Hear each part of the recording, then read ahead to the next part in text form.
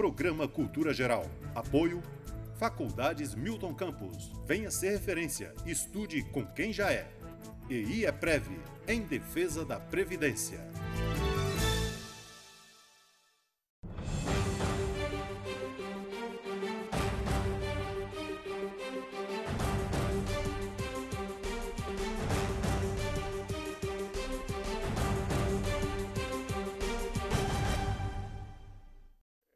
Muito boa tarde, começando o programa Cultura Geral. E a gente está aqui nos bastidores antes de começar o programa. É uma brincadeira só. Então estamos recebendo aqui meu amigo Paulo Andrade. Já era para ter feito o programa semana passada, aí teve um desencontro, né? Aquelas coisas minhas que acontecem assim de última hora, aí tem que desmarcar e tal. E eu acabei esquecendo de desmarcar com ele. E o assunto seria o direito penal do trabalho, que está ligado a essa greve dos caminhoneiros, né? Que todo mundo chamou de lockout, né? Hoje já tem também uma outra normativa também no Código Penal, mas o nome conhecido é lockout mesmo. Mas antes de tudo, ele é meu amigo, então a gente fica batendo papo aqui nos bastidores, trocando ideia, e ele foi meu professor lá de Prática 1, né? Prática Penal, e a gente fica batendo papo aqui, criamos uma intimidade danada, assim, aqueles professores que vai para o fundo da cozinha da gente, para o fundo do coração da gente, que a gente acaba virando amigo, e tomando cerveja, tomando café e conversando fiada, e isso é que vale a pena demais na vida, né? Sejam todos muito bem-vindos nessa sala de bate-papo. E, Paulo, seja muito bem-vindo aqui mais uma vez, né? Mas de tantas vezes, está virando até cliente aqui, já foi freguês do programa de tantas vezes que vem aqui, né? Seja muito bem-vindo para a gente poder tratar desse tema que é tão importante, né? Boa tarde, Betão, boa tarde a todos. Para mim é uma honra estar aqui mais uma vez. O carinho e a amizade é algo que realmente é o que conta nessa vida. Sem dúvida. Apesar de ser atleticano, mas a gente vai levando essa vida, assim, vai tocando essa... Ô Paulo, vamos só para a gente ilustrar assim, um pouquinho, né? Deixa eu só fazer um agradecimento a Michele Papina, que está aqui nos assistindo aqui nos bastidores também, que é a mentora, né, do Paulo, né? Todas as atividades dele, ela está junto nos congressos e tal, e acaba que vai virando um corpo só de ideias e de trabalho juntos, né? E tem que agradecer ele aqui por ter trazido ele, porque está com problema no joelho também, não consegue pisar na embreagem, aquela coisa. Tá igual a Alessandra aqui de dentro aqui também. Ô Paulo, mas conta um pouquinho da sua trajetória aí, antes da gente poder falar dessa coisa do direito penal do trabalho, como é que surgiu a ideia de escrever o livro? Você estava falando comigo que a ideia de escrever o livro foi para o curso e acabou virando o livro. O que ocorreu, Beto, foi o seguinte, eu fui convidado pelo professor da PUC para ministrar um curso em São Paulo, professor Adriano Januzzi, da PUC Minas, para administrar este curso, ministrar esse curso junto com ele em São Paulo. Um curso focado para advogados, empresários, exatamente nesta mudança jurídica que estamos tendo no país, com as mudanças da ordem trabalhista, né? Com essa reforma trabalhista. Sim. O que ocorre?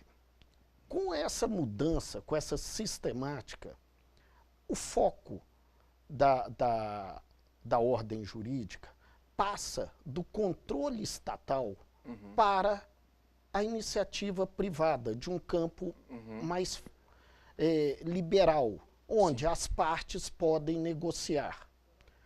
Em contrapartida, ao momento que você passa e aquela discussão, vamos perder direitos, vamos ter menos direitos, vai ter o empresário vai ganhar mais, o empregado vai ganhar menos, vai perder...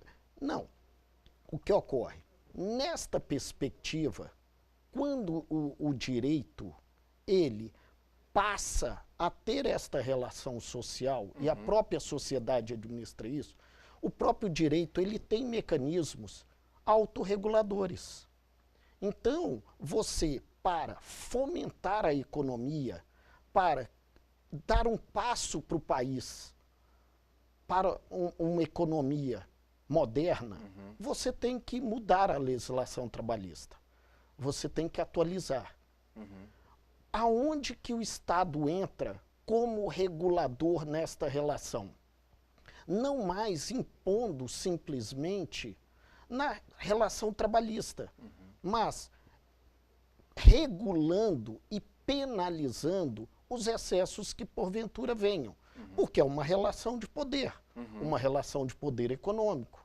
Sim. Normalmente do empresário, daquele que detém o capital, Sim. né? Naquela velha discussão antiga, capital e trabalho.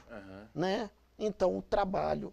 E você tem a norma penal, e que não é novidade. Sim. Essas normas penais já existiam. Né? Nós tínhamos essa relação, essa legislação anterior. Né? E foi interessante porque este curso estava programado, foi um curso que foi ministrado em São Paulo, ok? E do material que estava sendo produzido, eu acabei produzindo este livro, né? Como um instrumento, como um auxiliar ao curso. Sim. Né? E, coincidentemente, nós tivemos este movimento, né, o chamado movimento dos caminhoneiros. Sim, foi justamente assim, a hora que explodiu o movimento, eu vi você num banner junto com a Michele. Foi, Sim. gente, que coincidência, se foi na... O que ocorreu? Estava programado, nós estávamos organizando um congresso. Esse congresso ocorreu até lá no Barreiro, né? Foi na UNA. Sim. Foi um congresso Cidadania, Ciência, Direito e Sociedade, perspectivas sociais, de que nós tivemos, nós tivemos o prazer de participar dessa organização e eu tive a honra de poder lançar esse livro lá. Foi um congresso que foi muito exitoso, porque ocorreram mais de 2.300 inscritos. Né? Então, para mim, foi uma honra poder ter lançado esse livro. E, como eu disse, foi uma coincidência de fatores. Sim. Neste momento, vem este movimento dos caminhoneiros, que é um movimento interessante, que você percebe que você podemos dizer que nós tivemos 3 grupos. Nós tivemos quase que uma aula prática de alguns institutos. Nós tivemos da greve, eles falam da greve, mas nós tivemos o lockout. Sim. Também. E nesta condução do movimento, você percebe claramente o que ocorreu. Por quê? Porque a dinâmica dos trabalhadores, né, vamos chamar dos caminhoneiros, nós temos 3 situações nesse país. Nós temos os caminhoneiros autônomos, nós temos os transportadores, que vamos chamar que são os empregadores, que têm os seus caminhões, seus motoristas, e nós temos os caminhoneiros autônomos, que são engajados a estas transportadoras. Que são os agregados, né? São os agregados. Estes agregados, normalmente, eles levam o seu veículo, o cavalo só, e a carreta é da transportadora. Sim. Então, nós temos aquele que tem todo o seu conjunto, cavalo e reboque. Sim. Aquele que só tem o cavalo, normalmente ele é agregado, e você tem aquele que é o empregador, a transportadora, que ele tem o seu meio de transporte. Num primeiro momento, ficou muito claro que houve um consenso de todos estes, que a situação, culminando com a situação econômica delicada do país, nós tivemos esta união de todos. Quando, num primeiro momento, tenta-se negociar o encerramento deste movimento, o que ocorreu? Redução do custo. Redução do custo. Então, vão se negociar. E negociou com um grupo. O governo anunciou que foi fechado um acordo. Salvo engano, foi numa quarta-feira à noite. Nós acordamos na quinta-feira, Da mesma forma. Da mesma forma. Opa, negociamos com as pessoas erradas. Na verdade, não se negociou com as pessoas erradas. Uhum. É porque eram vários grupos no mesmo movimento. Sim. Este grupo que queria a redução dos impostos e do custo, e aí que nós não podemos afirmar necessariamente, é uma questão que está sendo apurada pelo CAD, né? Não, pela Polícia Federal, né? Ah, tá. Porque é a greve. Só que quando o empregado faz uma greve, que é um direito dele, o que é a greve? É você interromper um serviço ou uma atividade. Isso é um direito do empregado. Ele tem que respeitar regras dependendo da atividade econômica que ele estiver vinculado. Então, por exemplo, de transporte, você tem que ter uma escala mínima. Saúde. Sim. Né? Agora, o empregador, existe uma greve, que é a greve do empregador. O empregador, ele fecha a sua fábrica, fala, não vou produzir mais, vou fechar minha fábrica, ninguém trabalha. Ao contrário do empregado que cruza os braços, não vou trabalhar. Só que esta greve do empregador, ela é proibida. É o que nós chamamos de lockout. Né? Então, o que se foi e está sendo investigado é se ocorreu o lockout pelas transportadoras. Elas forçaram uma parada com o objetivo da redução de custo. Sim. Né? Não parou, ficou claro que, simultaneamente, nós tínhamos um lockout e nós tínhamos também a greve daquele que era autônomo. Falou, opa. Agora, Paulo, uma pergunta que fica no ar é o seguinte, e aquele autônomo que é uma PJ? Por exemplo, o cara é um caminhoneiro, agregado, mas ele é uma pessoa jurídica. Como é que ele entra nessa relação? Tem alguma... Na verdade, essa relação dele ser pessoa física ou PJ, né? Ou microempresário, ou só ter aquele MEI, né? Sim. E ter o MEI, é apenas uma questão... Formal? Tributária. Tributária. Aí é a questão tributária. Porque, na verdade, quando você vai ver valores, você vê que pelas mãos de um caminhoneiro, seja ele pessoa física ou pessoa jurídica, apenas pela carga tributária que ele vai recolher, são valores altíssimos que passam pela mão dele. Você imaginar que o diesel, hoje, nós estamos falando, vamos fazer uma conta redonda, R$3. Vamos pôr R$3 só para... Você vai encher um tanque de 500 litros, nós estamos falando de cada abastecimento, R$1.500. Que é mais ou menos 2 por 1, né? É para cada 2 litros. Exatamente. Você vai andar carregado, ele vai dar de 2 a 3 quilômetros por litro de diesel. Então, você vai calcular, aí ele vai gastar...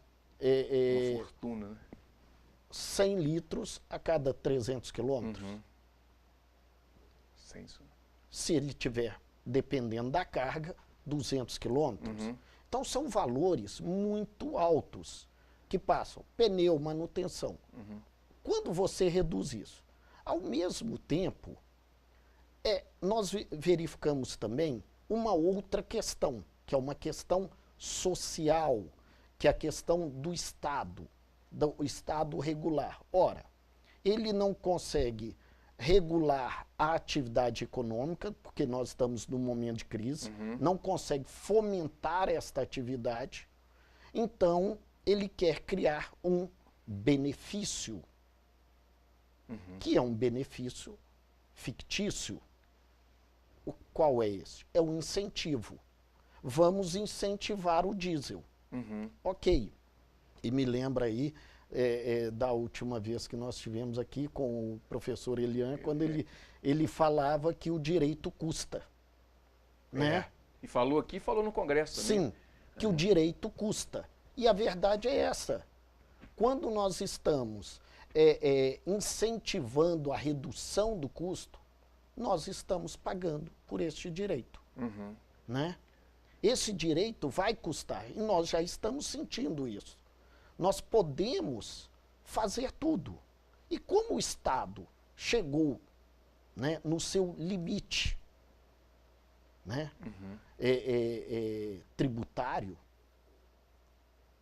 o que resta fazer? Cortar investimentos. Nós podemos reduzir o custo sem cortar nenhum investimento em saúde, em educação ou em obras. Mas aí chegaria, Betão, você quer pagar mais imposto? Ninguém quer pagar mais imposto. Ninguém quer pagar. Mas para dar mais direitos, alguém vai ter que pagar. Né? Olha, nós temos um problema de remuneração de funcionários. A sociedade que paga. Então, a questão da gestão tem que ser bem colocada. E aí voltamos à questão do lockout. Por quê?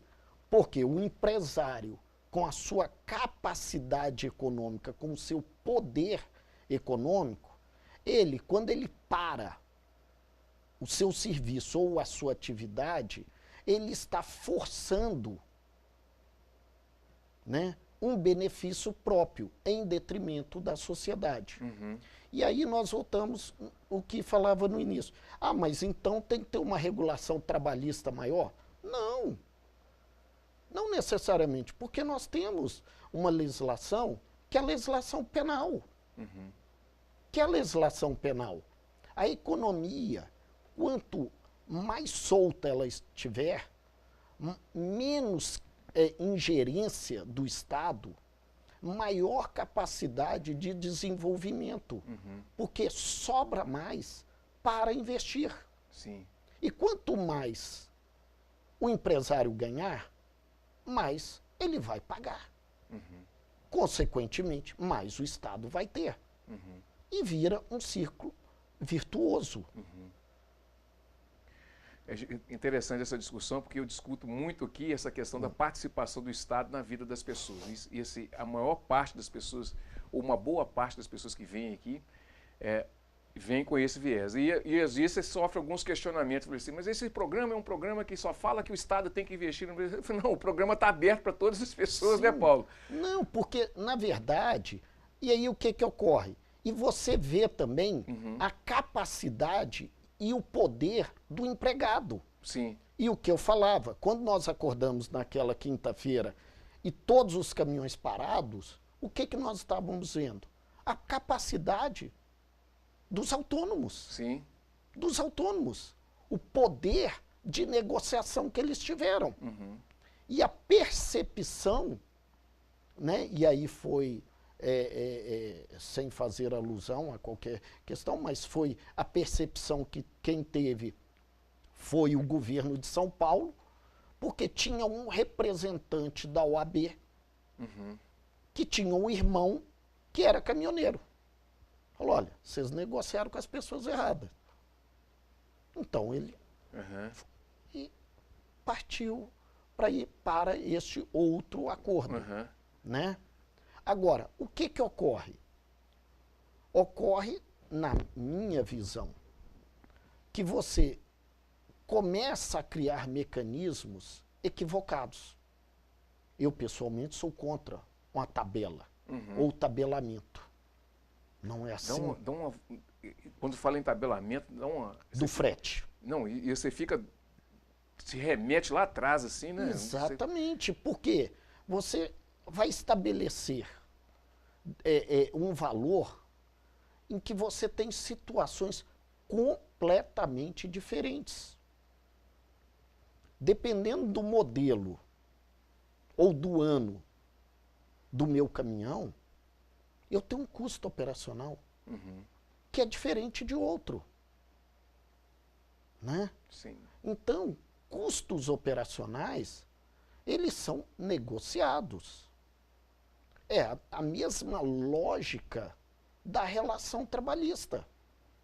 Você tem que garantir direitos fundamentais, direitos mínimos, que é o polo mais fraco da relação. Você tem que garantir isso, mas, ao mesmo tempo, você tem que permitir que ele possa se beneficiar com isso. Negociar. Nós sabemos quantas vezes um funcionário queria ser demitido, né? Fazia um acordo com o empregador, devolvia a multa. Todos nós sabíamos disso. Isso é fato notório. Os advogados, os empregadores, os empresários, os juízes, toda a sociedade sabia disso. Não, mas vamos fazer vista grossa. Né? Então, quando nós temos o direito, né, nesta relação social, nessa imposição social, nós e damos essa liberdade, nós deixamos espaço para a sociedade trabalhar. Mas nós não vamos perder este mecanismo que é o direito penal, que é a penalização, porque neste momento ele traz de volta a consciência social, a consciência da coletividade. Sim. Que é aquele limite. Né? Olha, fugindo um pouco, e aí estamos um pouco com os caminhoneiros, mas vamos falar de beber a direção. Ora, era uma infração administrativa. Muitas vezes uma sanção civil, apesar de existir previsão legal. Enquanto o Estado, com o seu poder coercitivo, aí eu falo na questão penal, não passou a agir, a própria sociedade não passou a ter consciência do seu dever de cumprir e as consequências danosas. Quando você passa a penalizar a conduta do motorista que dirige embriagado, efetivamente com uma pena, a própria sociedade começa a repensar, a criar seus valores. Né? Por quê? Porque a sanção civil, porque a sanção administrativa não cria essa consciência, mas você atinge um bem maior, que é a liberdade. E fazendo um recorte nessa fala sua, Paulo, eu sou meio garantista, você sabe disso e tudo. O fato de usar o direito penal para regular muitas coisas não diz muito da nossa sociedade com relação à educação? Que seria a base para que as pessoas ali entendessem um pouco mais e fosse uma sociedade mais evoluída, alguma coisa nesse sentido? Não nessa perspectiva. Eu sou, assim, não intervencionista. Eu acho que é a intervenção mínima do Estado, mesmo na questão penal. É uma questão que hoje tem se discutido muito, né? Transações no direito penal, reparações entre o agressor e o agredido, o violador e o violado, né? O autor e o réu, o réu, né, que é o autor e a vítima. Mas quanto menos intervenção estatal você tiver, mais a regulação será maior pela sociedade. E nesta evolução social, e é óbvio que tudo perpassa pela educação. Né? Nós tivemos numa palestra essa semana exatamente sobre essa questão da intervenção do Estado na educação. Né? Tive a oportunidade de receber um convite do Grupo Mulheres do Brasil, né? Estivemos lá, né? A Michele também tá, né? Me parece que começou a integrar esse grupo também, E a preocupação é mudar esta mentalidade, e aí é interessante, pela educação. Não criar conflitos, mas educar, entender. Porque nesta perspectiva, eu acho que é o grande problema, e voltando à questão do lockout, dos trabalhadores, e neste momento, e aí nós percebemos que este momento e este movimento, ele foi educador para a sociedade. Por quê? Porque a sociedade começou a aprender e a entender, porque não adianta falar que direito custa. Não adianta falar que para um ter um direito, o outro tem que ceder. Para você exercer o direito, você tem que ter um dever. E quando você percebe em todo esse movimento, olha, eu tenho direito de greve, mas eu não posso prejudicar a sociedade. Até onde vai o meu direito e até onde vai o direito da sociedade de eu parar um país. Eu tenho uma empresa, eu tenho meus caminhões. Ótimo, perfeito, mas você não pode parar a sua atividade. Aí vai naquela lógica do empresário, ele corre o risco do negócio? Seria por aí também? Não só essa questão do... É mais do que o risco do negócio. É mais do que o risco do negócio. O risco e a responsabilidade do negócio. A responsabilidade que ele tem com o negócio dele. Se ele quer ganhar, ele pode parar, fechar a empresa dele. Ele não é obrigado a continuar a sua atividade. Mas ele não pode parar a sua atividade visando um benefício maior, visando um ganho maior. Né? Ele pode fechar por questões tributárias, qualquer motivo. Mais. Não quero trabalhar mais. Não quero trabalhar mais.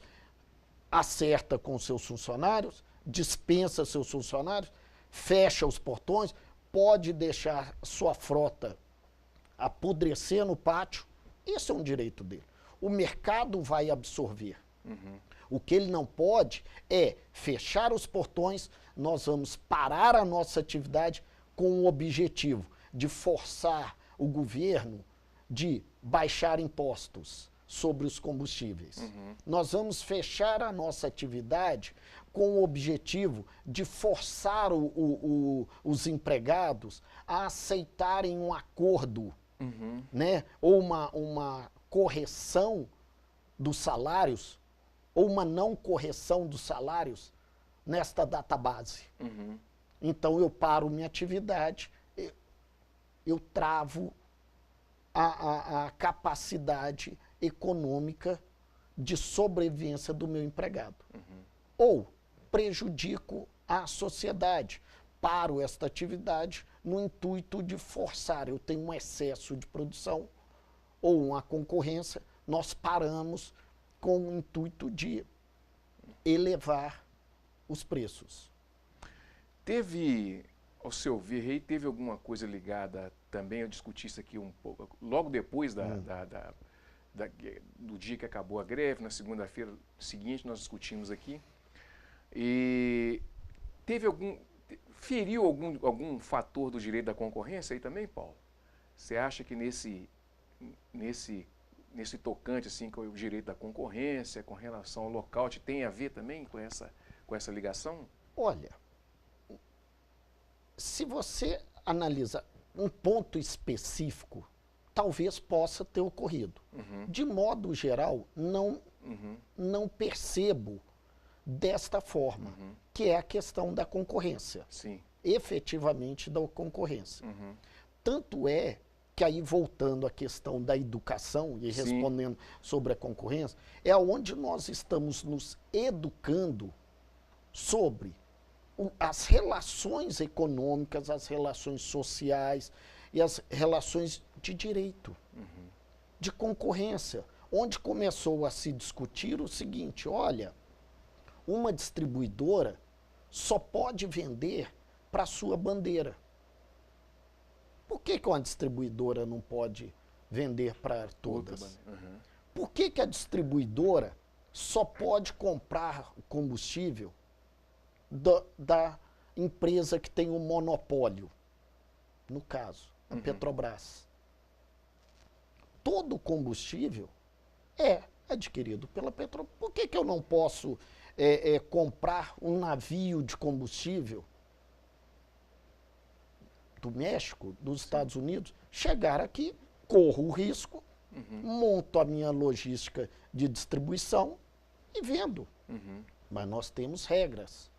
Claro que, e uma das questões que estão se pensando, e uma das propostas, né, que foram feitas, é esta questão de mudar esta legislação para fomentar a concorrência. E nós percebemos que nós estamos num oligopólio, no que diz respeito à distribuidora. Nós estamos no oligopólio.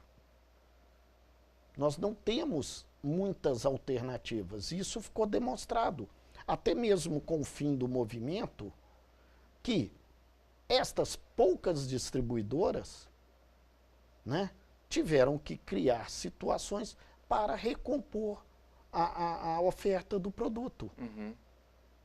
Nessa perspectiva, e voltando, então eu acho que o maior aprendizado que se teve, e aí foi para a sociedade, por mais prejuízo que se tiveram, e nós percebemos que a própria sociedade, como um todo, não está educada. Muitos abastecendo com preços exorbitantes, sem a menor necessidade. Sem a menor necessidade. Salvo os casos de extrema urgência. Que deveriam ser mantidos, e aí o controle do Estado. Você tem que priorizar o quê? Segurança, saúde e transporte público. Se metade dos carros particulares estivessem parados em casa e houvesse uma reorganização logística na sua família, nos seus vizinhos, no seu trabalho, você conseguiria, com todos os transtornos, obviamente, com todos os transtornos. Mas o combustível de R$10 o litro continuaria no tanque do posto, né? E depois as pessoas reclamam, mas você deu causa a isto, você criou. Então não é a penalização de condutas, é a intervenção mínima. É sempre a intervenção mínima. Sim. Né? Reguladora.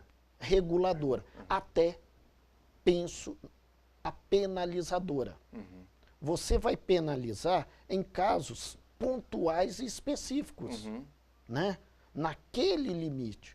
O restante, o mercado, a sociedade se autorregula. Bom, gente, acabou que nós falamos quase 40 minutos. Ô Paulo, deixa eu falar um pouquinho do livro, deixa eu mostrar para ele aqui antes da gente encerrar o programa. O Eli me ensinou, tem que pôr ele no peito assim, ó, aí a gente consegue. Fala um pouquinho desse livro aqui, e você foi lançá-lo, teve um congresso em São Paulo que você foi? Não, o congresso foi aqui em Belo Horizonte, né, foi lá no Barreiro. Esse livro ele foi idealizado como material para um curso em São Paulo. Sim, né? sim. Para esse curso em São Paulo, um curso voltado para empresários, voltado na gestão de empresas, né, com essa mudança da legislação trabalhista, dessa nova ordem trabalhista, com o professor Adriano Januzzi, Sim. Agora que cuidava dessa área trabalhista, e eu com a área penal. Essa lógica, essa nova forma de ver essas relações jurídicas é uma coisa eminente na nossa sociedade. Nós vamos ter que readaptar com esse ordenamento jurídico todo de novo, assim, novo CPC, né, essa reforma trabalhista, e aí por aí vai, daqui a pouco vem uma reforma tributária. Essa coisa, essa fluidez de leis, essas coisas todas, a gente vai ter que aprender a lidar com essa volatilidade. Na verdade, Betão, o direito nada mais é do que a regulação das relações sociais. A sociedade, a nossa sociedade, está mudando. A nossa sociedade mudou. Nós não aceitamos mais determinadas imposições ou relações, seja por mudanças tecnológicas, seja por mudanças sociais. Então, a lei vai mudando, né? A lei vai mudando. O exemplo clássico, né, que é esse e fica bem claro de se entender, era o crime de adultério, né? Nós tínhamos, num dado momento em que o adultério era criminalizado, a própria sociedade evoluiu, a norma estava em vigor, era crime, mas ninguém mais acionava. Porque a própria sociedade viu que as relações entre as pessoas poderiam acabar. Então, na relação econômica, na relação trabalhista, né, nessa nova ordem trabalhista, o que ocorreu? Foram mudanças tecnológicas? Sim, nós estamos num momento que o grande desafio de qualquer país, chama-se como conseguir postos de trabalhos para essa massa de trabalhadores. No mundo inteiro, né? No mundo inteiro. Bom, gente, chegamos ao final aí do programa Cultura Geral. Foi um prazer receber esse grande amigo meu aqui, o Paulo, né? Tá faltando aquela cerveja. Vamos esperar o verão, né? Que eu não consigo beber cerveja no inverno, eu fico com duas cabeças. Um grande abraço, até amanhã, se Deus quiser, com mais Cultura Geral. Amanhã mais temas bacanas para a gente poder discutir aqui. Um abraço, até amanhã, se Deus quiser.